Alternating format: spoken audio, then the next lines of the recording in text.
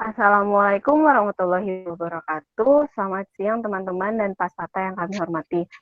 Hari ini kami dari kelompok 2 ingin mempresentasikan bab ke-14 dari mata kuliah akuntansi keuangan menengah dengan materi non-current liability. Sebelumnya izinkan kami untuk memperkenalkan diri. Saya Dewi Yulia Biranpasana dengan NIM 2019-12-11032. Selanjutnya, Saya Jana Priscilia Jadu dengan NIM 2019-12-11020 dan selanjutnya. Dan saya Rudi Perdana dengan NIM 2019-12-11-022.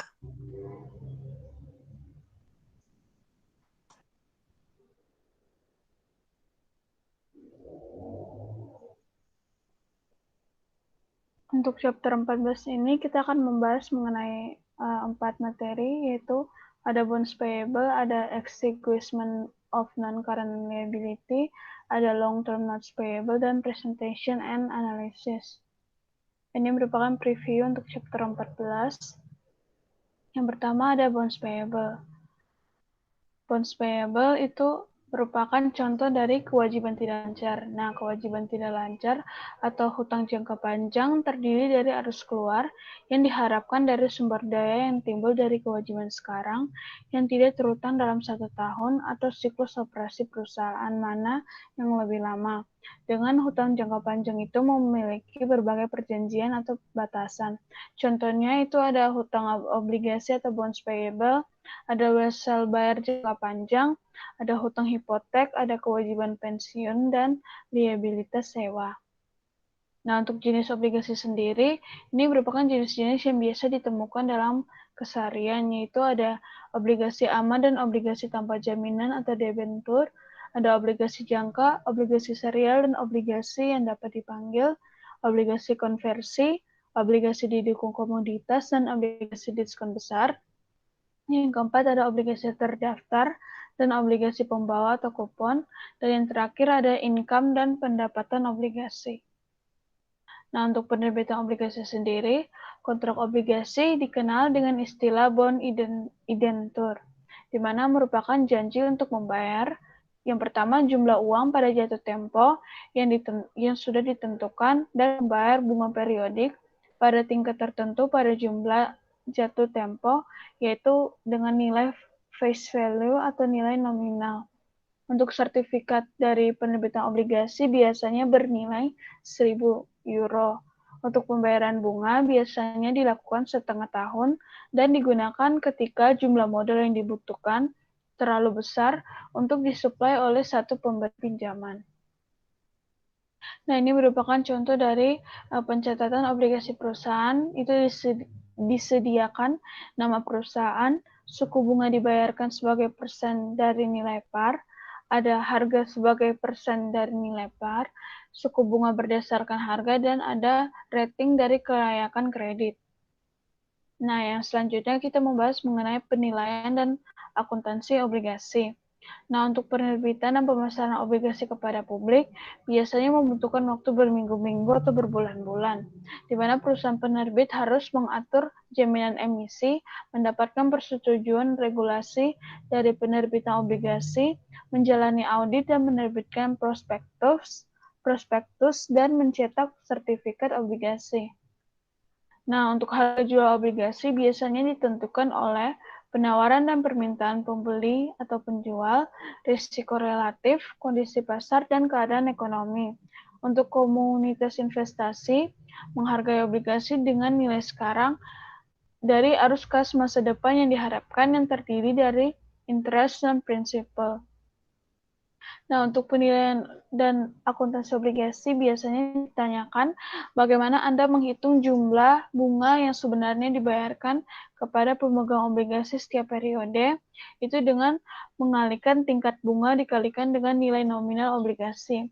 Nah, yang selanjutnya bagaimana Anda menghitung jumlah bunga yang sebenarnya dicatat sebagai beban bunga oleh penerbit obligasi, yaitu dengan cara mengalihkan kurs pasar dikalikan dengan nilai tercatat obligasi. Nah, ini merupakan market interest dan bond sold at-nya. Di mana untuk market interest 6% itu bond sold at-nya premium, Untuk 8% itu ada di bond sold at-nya par value atau nilai par. Dan yang terakhir untuk market interest 10% itu bond sold-nya pada diskon. Nah, ini merupakan obligasi yang diterbitkan pada nilai par. Contohnya, Santos SA menerbitkan obligasi senilai $100.000 per tanggal 1 Januari 2019 yang akan jatuh tempo dalam 5 tahun dengan bunga 9% pada setiap tahun di tanggal 1 Januari. Pada saat penerbitan, suku bunga pasar untuk obligasi tersebut adalah 9%. Nah, ini merupakan tabel diagram waktu untuk bond issue at par atau obligasi diterbitkan pada nilai par. Di mana untuk present value of principal-nya itu nilainya di paling kanan atas ada $100.000 dikalikan dengan 0,64993. Maka didapatkan $64.993. Dan untuk interest payment-nya, present value-nya itu $9.000 dikalikan dengan 3,88965 dan didapatkan hasil $35.007.000 dan jika ditambahkan maka akan didapatkan present value selling price-nya of the bond yaitu 100.000. Nah, untuk entry-nya 100.000 tadi akan dicatat sebagai cash pada hutang obligasi yaitu $100.000. Itu pada tanggal 1 Januari 2019. Nah, untuk entry jurnal untuk mencatat bunga yang masih harus dibayar pada 31 Desember 2019, itu diketahui pada tabel sebelumnya, itu beban bunganya $9.000 terhadap hutang bunga $9.000. Nah, untuk mencatat pembayaran pertama pada 1 Januari 2020, itu dia membayar yang pada tanggal 31 Desember. Nah, itu maka hutang bunga $9.000 terhadap cash $9.000. Nah, selanjutnya obligasi yang diterbitkan dengan nilai diskon. Dengan asumsi sekarang Santos menerbitkan obligasi senilai $100.000 yang jatuh tempo 5 tahun dengan bunga 9% terutang pada setiap tahun pada akhir tahun. Pada saat penerbitan, harga pasar obligasi tersebut adalah 11%. Nah, ini merupakan tabelnya lagi. Untuk present value of principal-nya masih sama, yaitu di atas bagian kanan ada $100.000 dikalikan dengan 0,59345. Dan untuk present value of interest payment-nya masih sama, 9.000 dikalikan dengan 3,69590. Maka, jika dijumlahkan akan didapatkan present value selling price of the bonds pada akhir tahunnya yaitu sebesar 92.608. Nah, ini akan diberikan sebagai entry jurnalnya yaitu cash pada hutang obligasi sebesar $92.608. Nah, untuk entry jurnal untuk mencatat bunga yang masih harus dibayar pada 31 Desember itu beban bunga akan dikalikan dengan 11% yang diketahui di soal, maka itu $10.187 dengan diketahui cash-nya itu $9.000 dan untuk hutang obligasinya itu merupakan pengurangannya maka didapatkan $1.187.000. Nah, untuk ketika obligasi dijual kurang dari nilai nominal, maka investor menuntut tingkat bunga yang lebih tinggi dari tingkat yang ditetapkan. Dan biasanya terjadi karena investor dapat memperoleh tingkat yang lebih tinggi pada investasi alternatif dengan risiko yang sama. Biasanya tidak dapat mengubah kurs yang ditetapkan, sehingga investor akan menolak untuk membayar nilai nominal obligasi.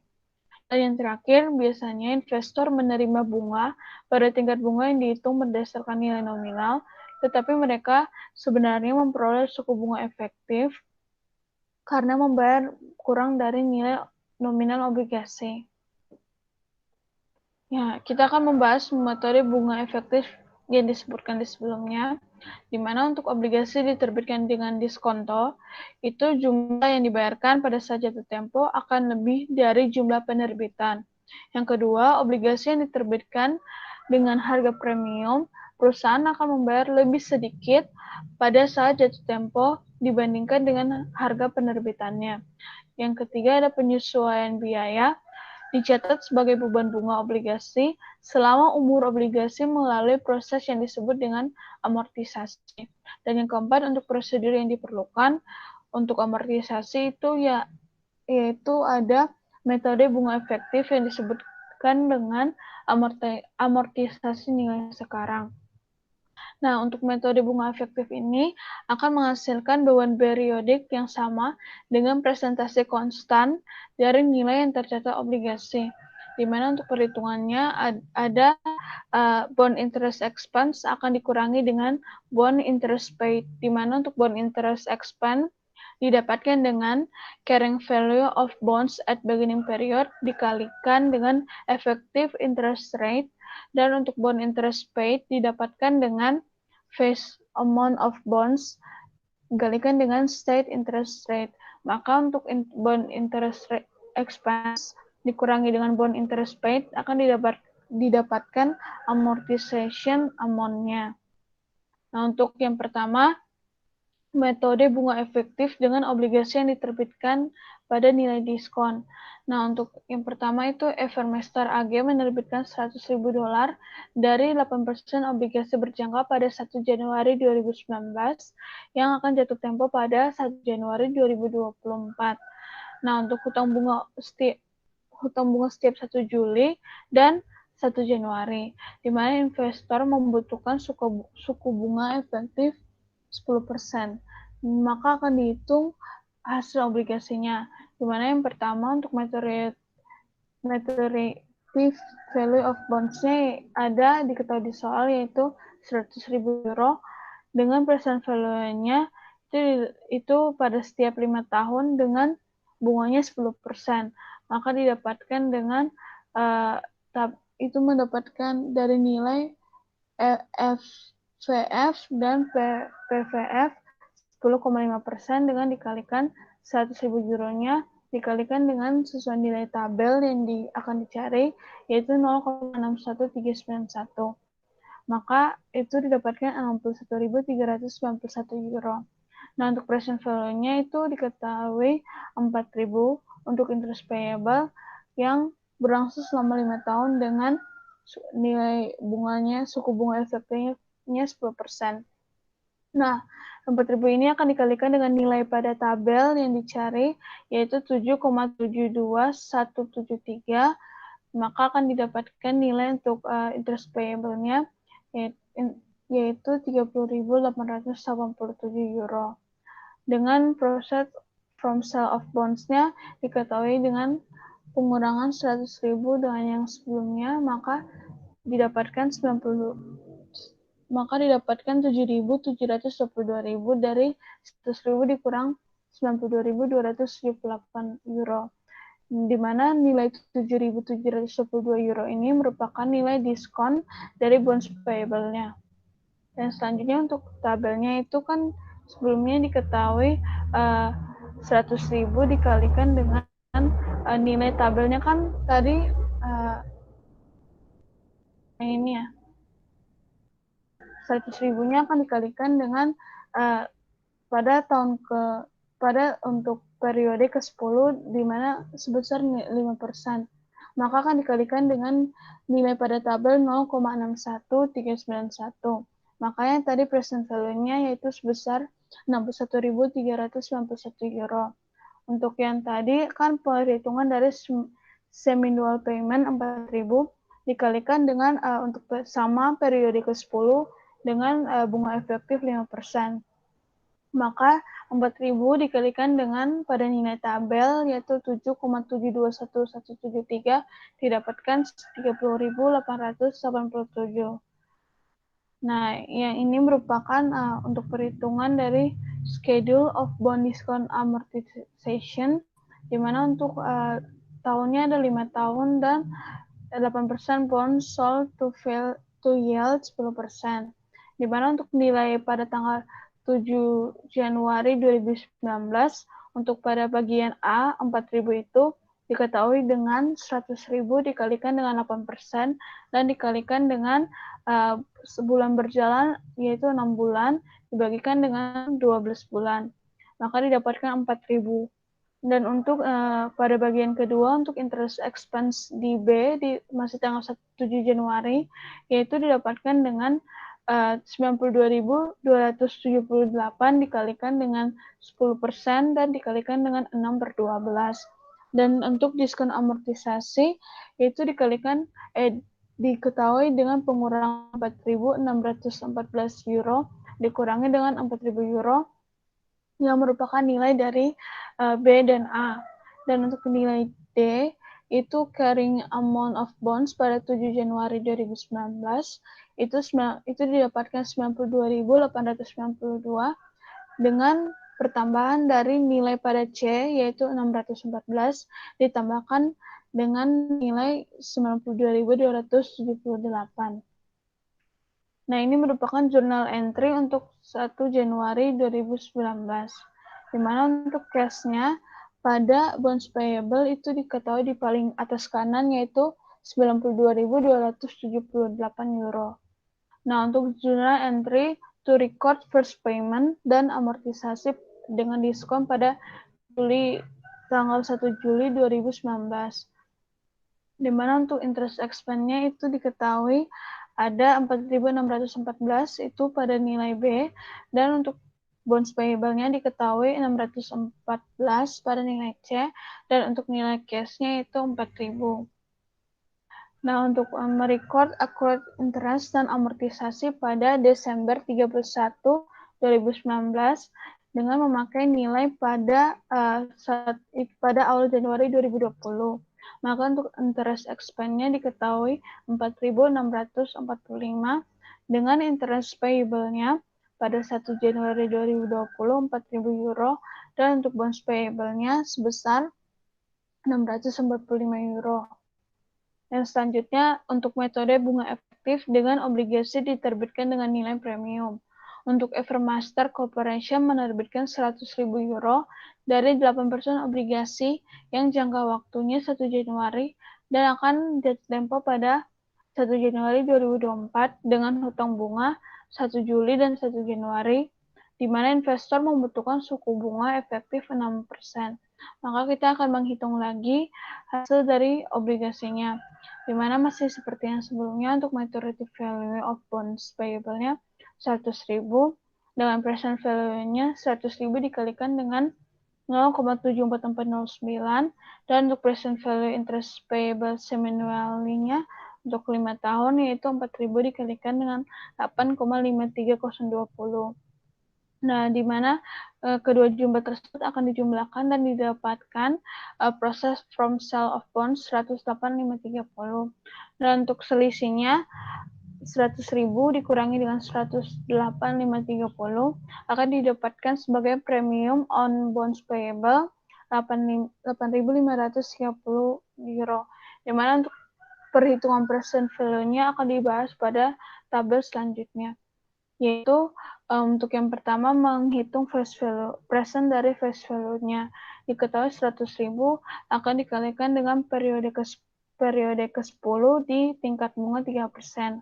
Maka 100.000 dikalikan dengan 0,74409, maka didapatkan tadi present value-nya 74.409.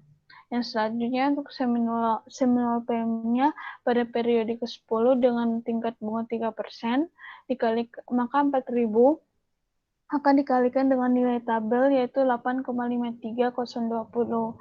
Maka akan didapatkan untuk present value-nya 34.121 dolar. Nah, untuk perhitungan yang selanjutnya itu schedule of bond premium amortisasi dengan untuk nilai A didapatkan 100.000 dikalikan dengan bonds-nya 8% dikalikan dengan 6/12.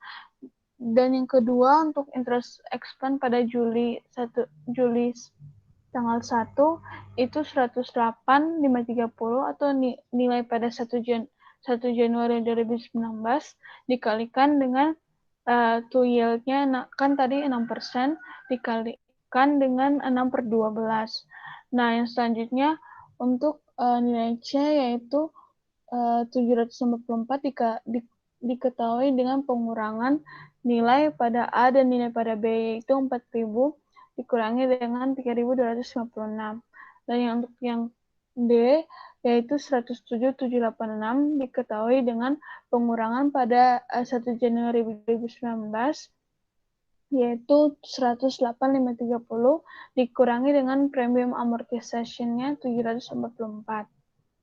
Nah, ini merupakan entry jurnal pada 1 Januari 2019, yaitu ada cash pada bonds payable 108.530.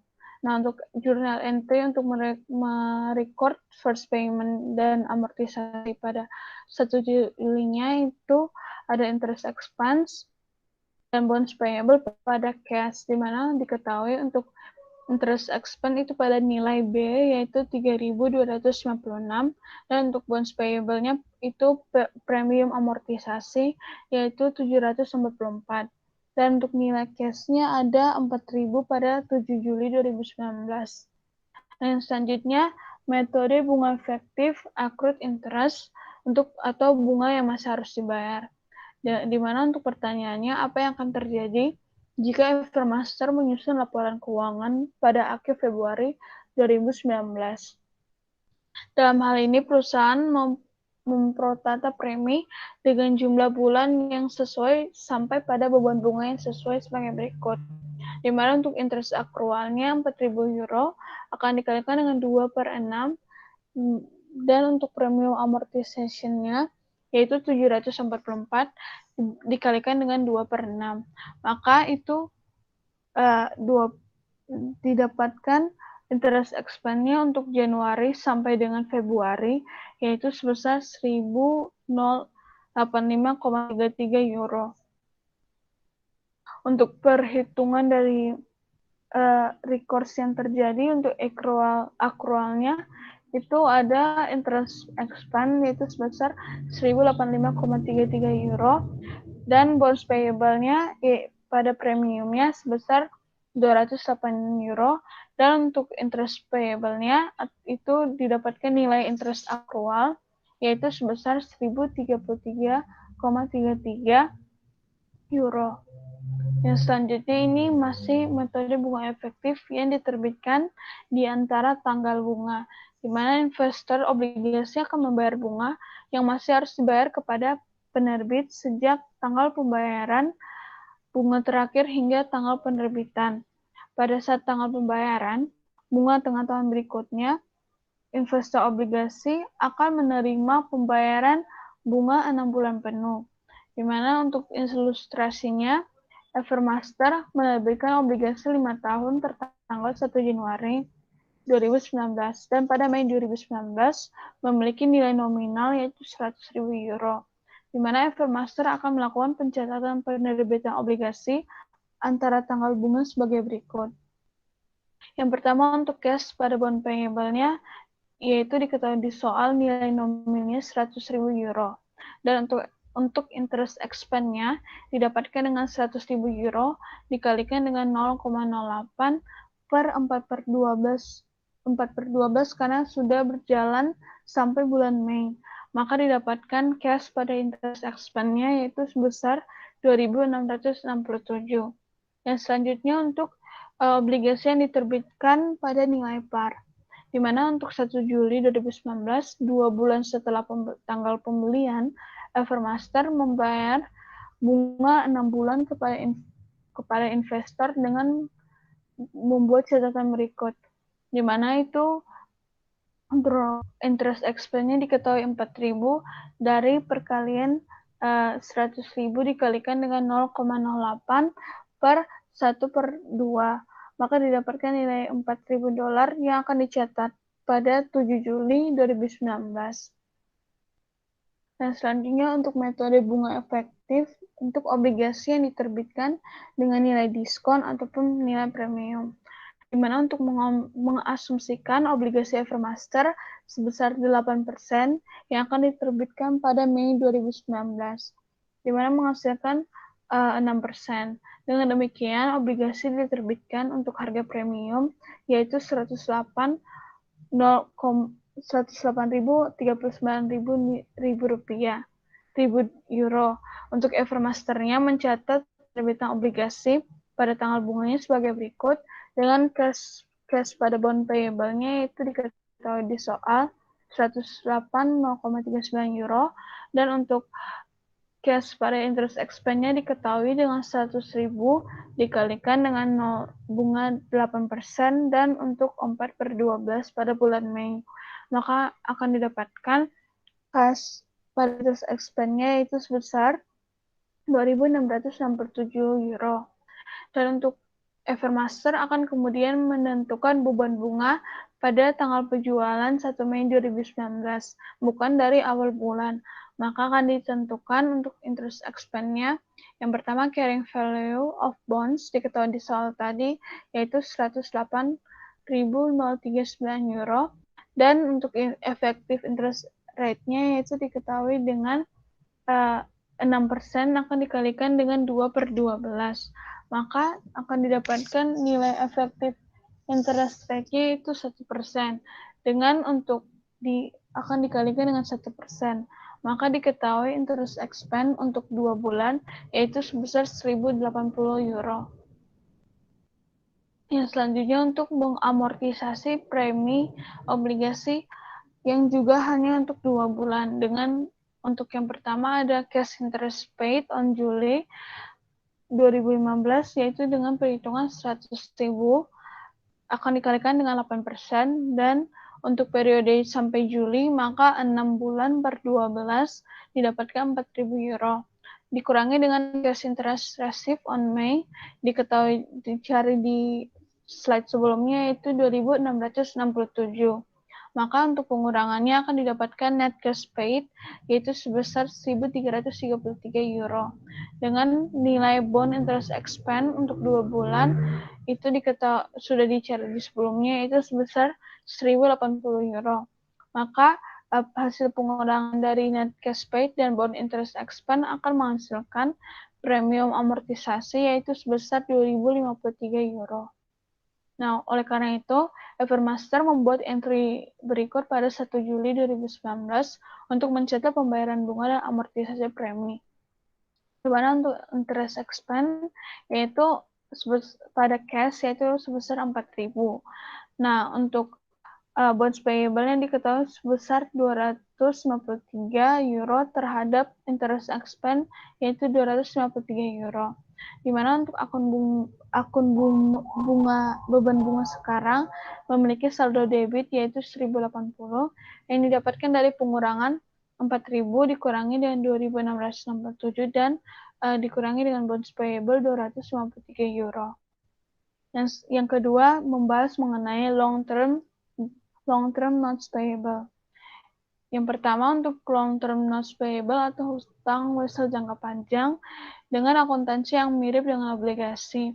Di mana yang pertama, wesel dinilai berdasarkan nilai sekarang dari bunga masa depan dan arus pokok. Dan yang kedua, perusahaan mengamortisasi setiap diskon atau premi selama umur wesel. Dan untuk yang pertama membahas mengenai notes issue at face value, di mana Scandinavian Imports mengeluarkan 10.000 euro untuk uang kertas 3 tahun dengan nilai nominal ke Bigelow ASA dengan tarif yang dinyatakan tingkat efektif keduanya yaitu sebesar 10%, di mana Skandinavia mencatat penerbitan uang kertas tersebut sebagai berikut. Itu yang pertama untuk nilai cash pada notes payable diketahui di soal 10.000 euro. Dan untuk yang kedua, Scandinavian Imports akan mengakui bunga setiap tahun sebagai berikut, di mana untuk 10.000 akan dikalikan dengan tingkat efektif sebesar 10%. Maka akan didapatkan interest expense-nya 1.000 terhadap cash yaitu sebesar 1.000 euro. Selanjutnya, kita akan membahas mengenai notes tidak diterbitkan pada nilai nominal. Nah, notes tidak diterbitkan pada nominal atau wesel tanpa bunga ini, biasanya perusahaan penerbit mencatat perbedaan antara jumlah nominal dan nilai sekarang atau kas yang diterima sebagai satu diskon, dan yang kedua mengamortisasi jumlah tersebut ke beban bunga selama umur wesel. Next.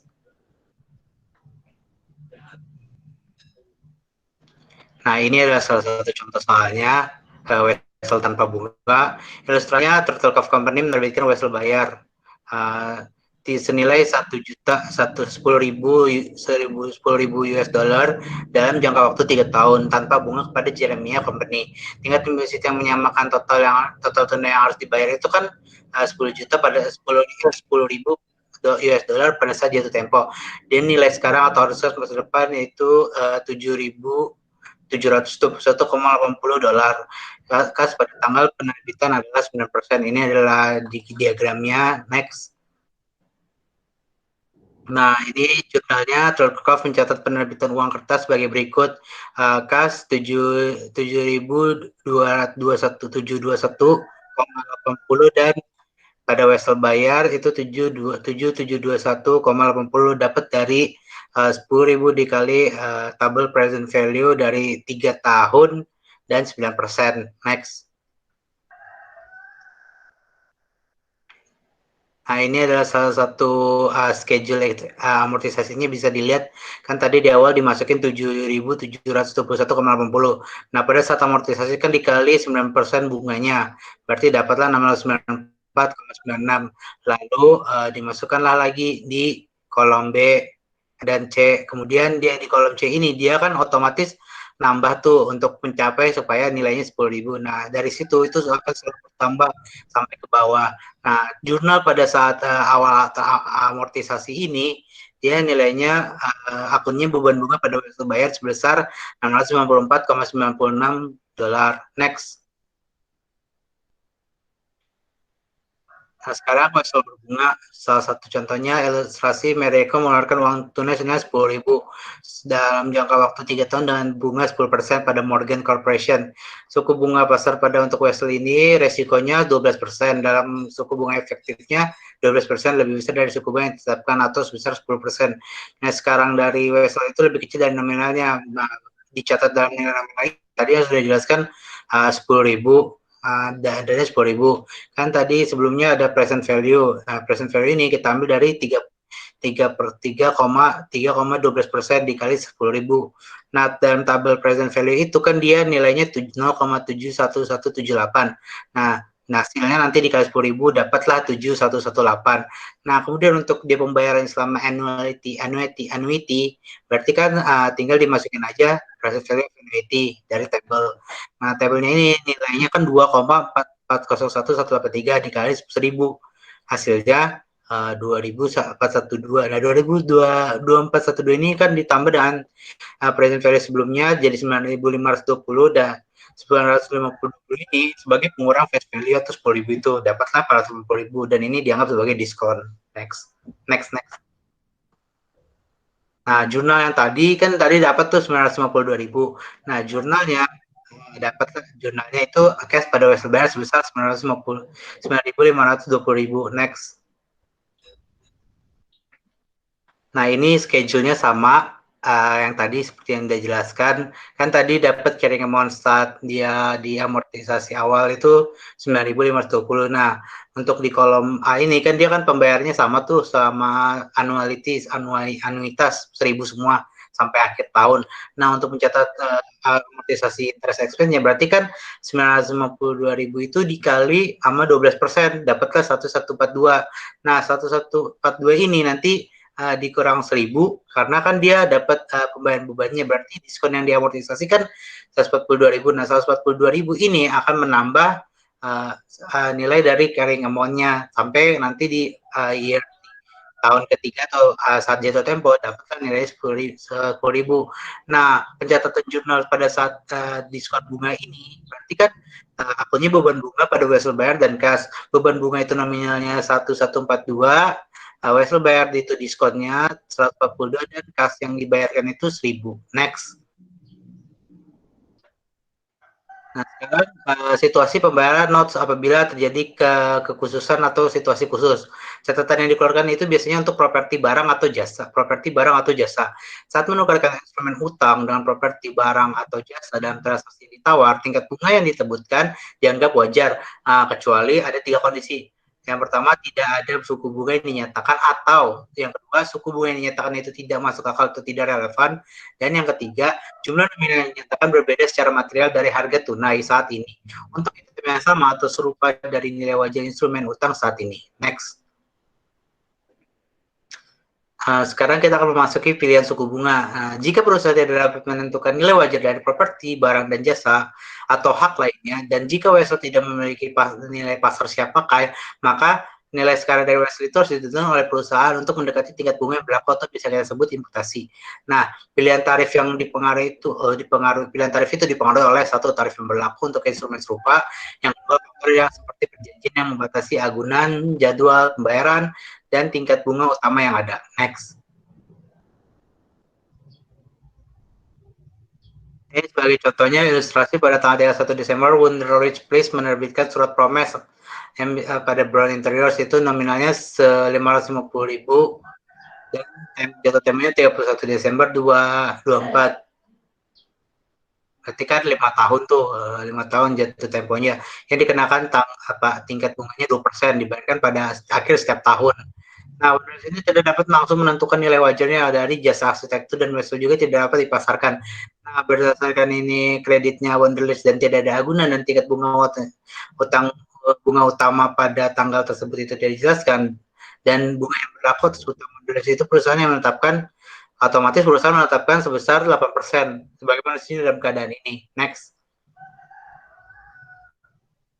Nah, ini salah satu diagramnya. Nah, tadi kan udah jelasin tuh gimana dia bisa dapat ditetapkan 8%. Maka masukin aja face value-nya 550.000. Terus kan kita tahu kalau dalam bunga ini dia kan 5 tahun dan 8%. Berarti face value itu dikali sama present value dengan tabel 5,8%. Dapatlah nilainya 0,68058 dikali 550.000 dapat 374.319. Nah, kemudian karena dia pembayarnya secara anuitas atau sama nilainya 11.000 setiap tahun, berarti 5 tahun dikali 8% dikali pembayarannya tadi dijelasin 11.000 tuh. 11.000 dikali dari tabel annuity-nya itu kan dapat nilai 3,99271. Dapatlah hasilnya 43.920 dikali dari itu yang tabel annuity dikali pembayarannya. Maka dari tadi yang 372 ini ditambah 43.000 dapatlah 418.239. Yang 418.239 ini jadi pengurang 550.000. Nah, dapatlah hasil diskon dari not payable itu sebesar 131.361. Next. Nah, ini tadi sudah dijelaskan lanjutannya sebelumnya. Nah, ini jurnal tadi yang present value on the note itu kan harus di jurnal tuh.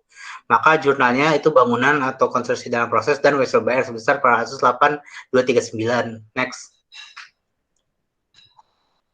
Nah, ini salah satu tabel, ini contoh tabel. Kemudian ini penjelasan tabel dari amortisasinya kan dimasukin tuh 418.239. Terus ada anuitas pembayaran sama tuh dari 2019 sampai 2024 itu 11.000. Nah, terus kemudian kan kita tahu interest expense-nya itu kita tahu 8%, berarti 418.239 dikali 8%, dapatlah 3.459. Nah, 3.459 ini nanti akan dikurangi dari pembayaran cash-nya. Nah, pembayaran cash-nya itu kan nanti didapat diskon amortisasi sebesar 22.459. Nah, 22.459 ini akan menambahkan nilai dari 418.239 sampai akhir tahun yaitu 2024 yang mengakibatkan hasil dari dilunasin pembayarannya sampai 550.000. Nah, pada saat pembayaran awal pertama kali pembayaran itu kan harus di jurnal tuh. Nah, jurnal pada saat pembayaran itu dia beban bunga Wesel bayar dan kas beban bunganya nilainya 33.459, terus Wesel bayarnya 22.459 yang dibayarkan dan kasnya sebesar 11.000. Next.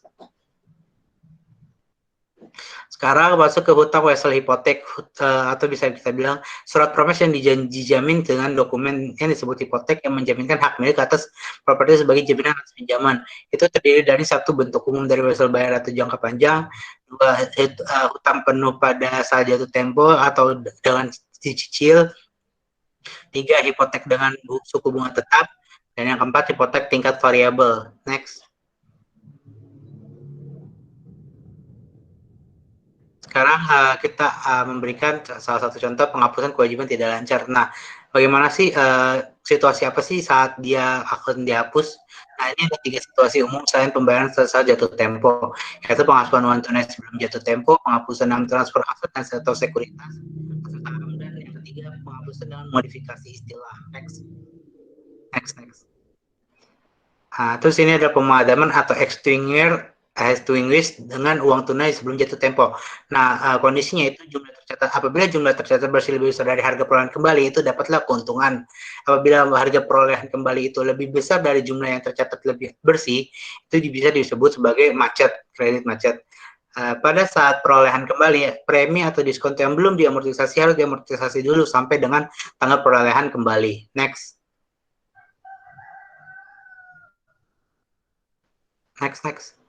Nah, ini sebelumnya. Nah, ini sebelumnya pemadaman dengan tingkat uang jatuh tunai sebelum tempo. Ini adalah ilustrasinya. Obligasi Evermaster itu dia menerbitkan potongan harga tanggal 1 Januari 2019.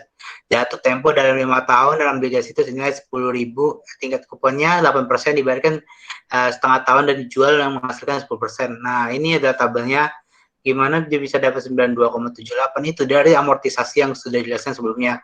Kan ada dia pembayaran anuitasnya tuh, anuitas sama 4.000 didapat dari yang sudah dijelaskan 100.000 dikali awalnya present value 8% pada 5 tahun, dapatlah sekian dan didapat itu nanti soalnya 992.278. Next, sampai nanti pembayaran itu 4614 dan 614 itu untuk membayar bunganya. Nah, pada saat 2 tahun setelah penerbitan tanggal 1 Januari 2021, dia kan menyebut seluruh masalah dalam di 111 yang membatalkannya, yaitu dari harga reakuisisi itu di sebesar 100.000 dikali 1,01 didapat dari yang tadi jelasin masalah 1.01, dapatlah 101.000. Dan awalnya dia dapatkan carrying amount-nya itu 94.925 yang tadi di slide sebelumnya. Nah, berarti 94.25 ini pengurang dari 101.000. Nah, dari itu dihasil dapatlah kerugiannya sebesar 6.075. Nah, pada saat pencatatan ini harus diberikan jurnalnya dong. Nah, jurnal dari pencatatan ini itu hutang obligasi, terus kerugian karena penghapusan hutang dan kas hutang obligasinya itu 925, terus kemudian kerugiannya 6075 dan kasnya 101.000. Next. Sekarang penghapusan kewajiban tidak lancar. Sebelumnya. Di sini apabila pemadaman yang bertukar aset atau efek. Di sini kreditor harus mempertimbangkan aset non tunai atau bunga ekuitas yang diterima sebesar nilai wajarnya. Dan kemudian debitur mengakui keuntungan yang sama dengan kelebihan nilai tercatat hutang atas nilai wajar aset atau ekuitas yang dialihkan. Atau bisa kita bilang keuntungan. Next. Ilustrasinya ini bisa dijelaskan, Bang Hambur meminjam 20 juta pada bond mortgage company bond ya, pada gilirannya menginvestasi uang ini dengan apartemen yang tinggal, namun tingkat hunian yang rendah, perusahaan tidak dapat memenuhi kewajiban pinjamannya. Bang Hambur pun setuju menerima dari real estate bond mortgage itu dengan nilai wajar 16 juta sebagai pelunasan penuh dari kewajiban pinjaman 20 juta. Real estate itu memiliki nilai catat 21 juta dan pembukaan bond mortgage atau bond debitor itu dicatat sebagai hal berikut. Tadi kan dijelasin tuh ada 20 juta, berarti masukkan wesel bayar ke Bank Hamburg 20 juta. Nah, kerugiannya ini salah satu ilustrasinya yang saya jelaskan 20 juta untuk bond mortgage company dan kemudian nilai wajarnya 16 juta karena tingkat huniannya lebih rendah, maka kan ada kembalian 20 juta. Real estate itu sebesar 21 juta. Nah, pembukuannya itu didapatlah wesel bayar yang tadi 20 juta sebesar 20 juta, terus kerugiannya itu 5 juta. Akan tadi real estate itu harganya 21 juta tuh. Berarti ada kerugian kan sebesar 5 juta. Sementara tadi tingkat pengembaliannya itu 4 juta, berarti dapatlah totalnya sebenarnya itu aslinya mortgage ini 25 juta. Nah, itulah jurnalnya.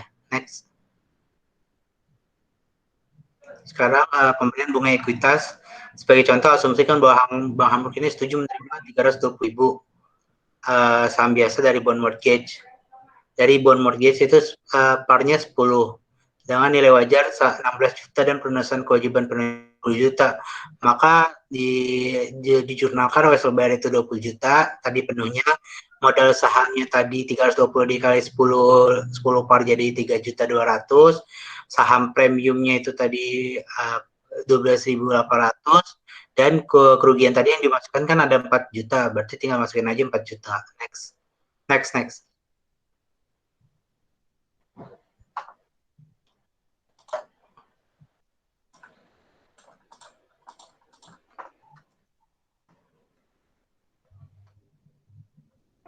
Selanjutnya kita akan membahas pemadaman dari modifikasi obligasi atau execution with modification of terms. Next.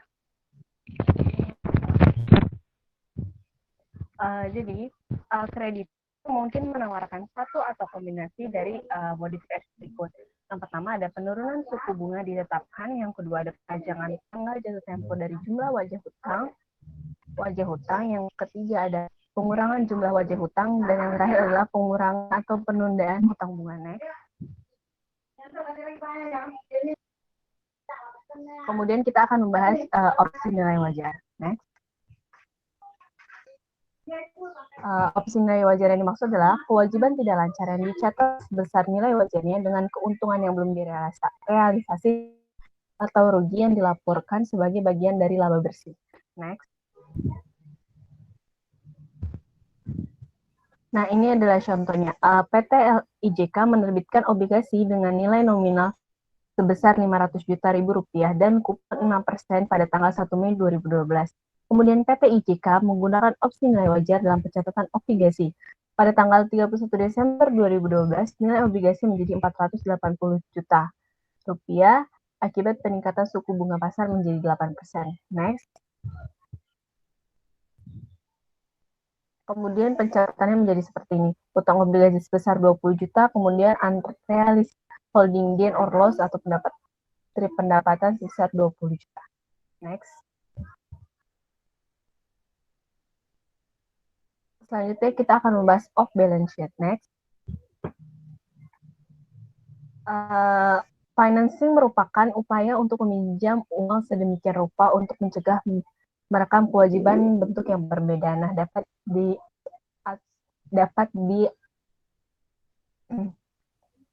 dikategorikan menjadi yang pertama ada non konsolidasi subsidi, kemudian entitas bertujuan khusus, yang terakhir adalah sewa operasi. Next. Kemudian kita akan membahas penyajian kewajiban tidak lancar. Next.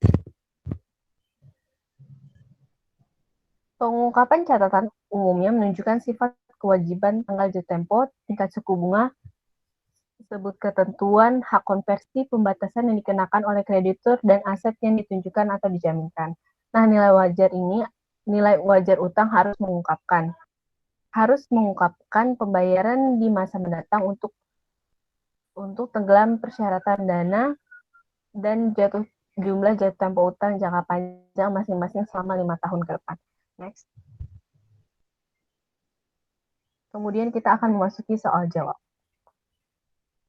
Next. Kita masuk pada soal yang pertama, yaitu exercise 13 strip 4. Dilihat ini adalah soalnya. Silahkan dibaca. Next.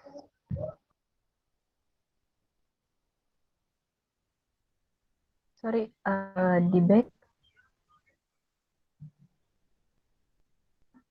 Nah, di sini kita disuruh untuk mengindikasikan bagaimana transaksi ini harus dilaporkan pada tanggal 31 Desember 2018. Di statementnya si Yung. Next.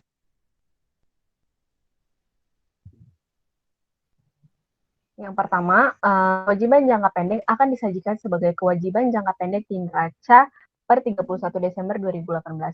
Selain itu, pembiayaan kembali akan diungkapkan dalam catatan atas laporan keuangan. Yang kedua, pembiayaan kembali akan dianggap sebagai peristiwa penyesuaian. Oleh karena itu, kewajiban B jangka pendek akan disajikan sebagai kewajiban tidak lancar. Yang pertama, IAS 1 penyajian laporan keuangan menetapkan bahwa kewajiban yang akan diselesaikan dalam waktu 12 bulan setelah periode pelaporan diklasifikasikan sebagai lancar, bahkan jika jangka waktu aslinya untuk periode lebih dari 12 bulan atau perjanjian untuk pembelian kembali pada basis jangka panjang diselesaikan setelah periode pelaporan, tetapi sebelum laporan keuangan diotorisasi untuk diterbitkan. Kemudian yang kedua, selanjutnya IAS 1 mengatur bahwa jika refinancing secara jangka panjang diselesaikan pada atau sebelum akhir periode pelaporan, maka kewajiban diklasifikasikan sebagai tidak lancar. Next.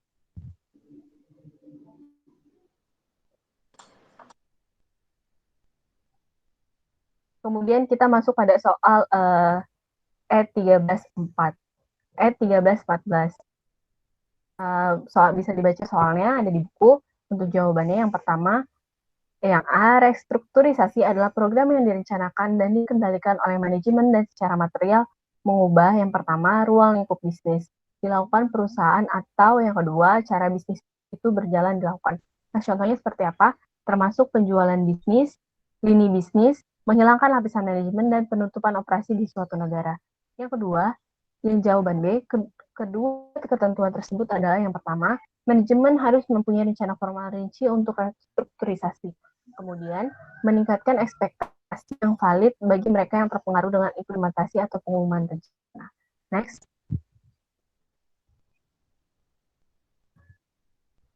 Yang untuk sub-C-nya, Dolman dapat memasukkan biaya-biaya berikut sebagai bagian dari restrukturisasi dengan ketentuan biaya pemutusan hubungan kerja karyawan terkait penutupan divisi dan ketentuan kontrak yang memberatkan terkait dengan penutupan. Next.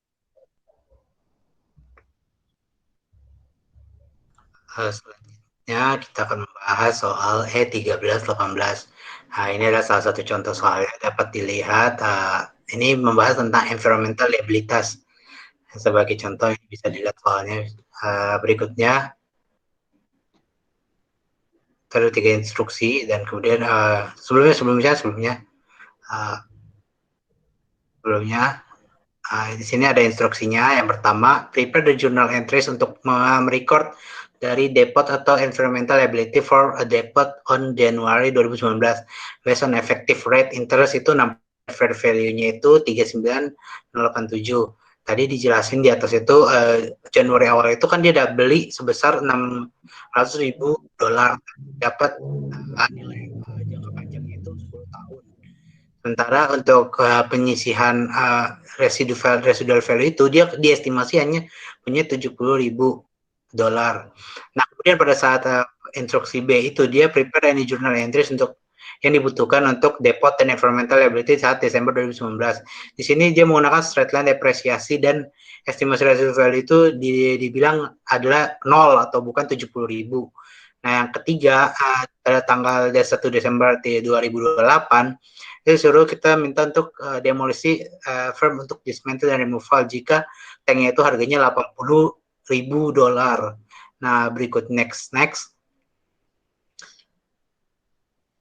Nah, inilah jawabannya pada A itu, jurnal untuk problem A itu kan tadi dibilang tuh harga depot tankinya itu 600.000.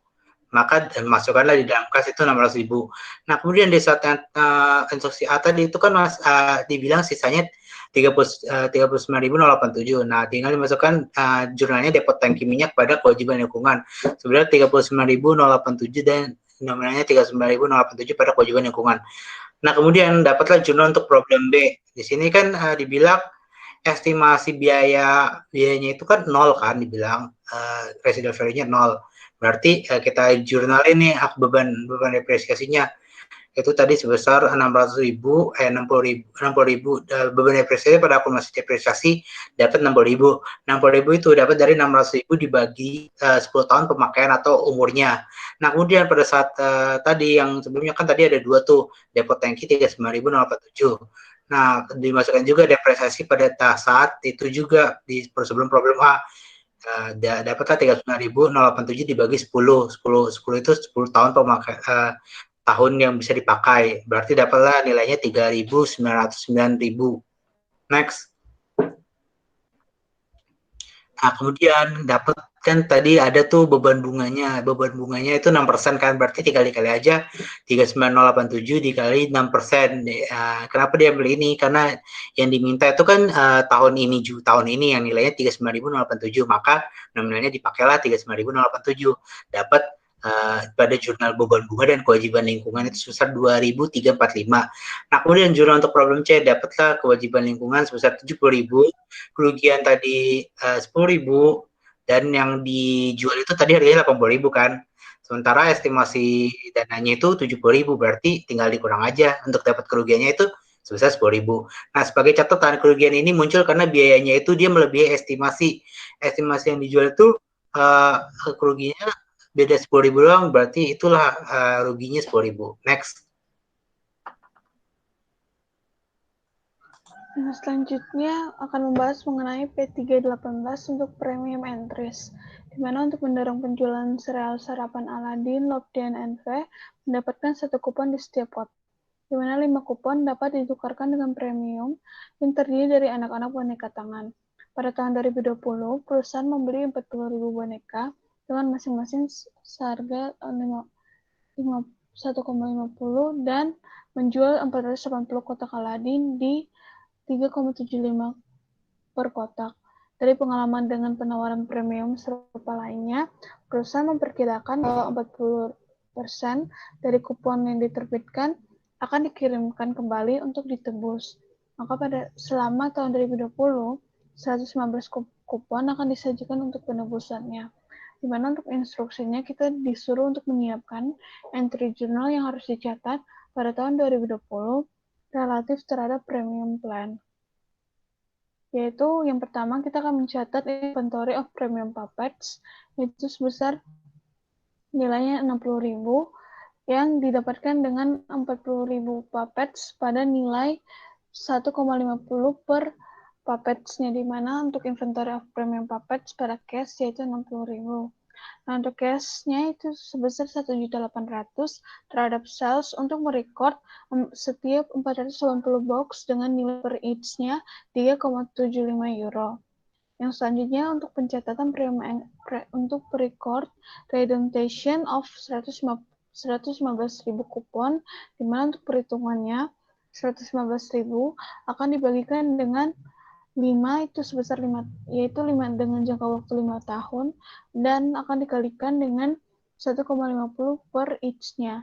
Maka akan didapatkan 34.500 euro sebagai premium expense kepada inventory of premium puppets. Yang selanjutnya untuk merecord estimasi liabilitas for premium claims outstanding pada 31 Desember 2011. Maka untuk pencatatannya yaitu premium expense pada premium liability yaitu 23.100, di mana untuk 23.100 ini memiliki perhitungan sebagai berikut, yaitu yang pertama memasukkan nilai total coupons pada 2011 yaitu 480.000 yang diketahui di soal, dengan total estimate redemption-nya itu sebesar 40% dikalikan dengan coupons-nya pada 2011 yaitu 480.000, maka total estimate redemption-nya 192.000 euro. Nah, untuk kupon redeem di 2011 yaitu diketahui di soal sebesar 115.000 kupon, dan untuk estimated future redemption-nya itu sebesar pengurangan dari yang awal yaitu 192.000 dikurangi dengan 115.000, maka didapatkan 77.000 untuk estimate future redemption. Maka untuk cost estimate claim outstanding, untuk nilai estimate-nya yaitu 77.000 tadi akan dibagikan dengan 5 tahun dan dikalikan dengan per each-nya 1,50 euro. Maka akan didapatkan nilai untuk premium expense pada premium liability yaitu sebesar 23.100 euro.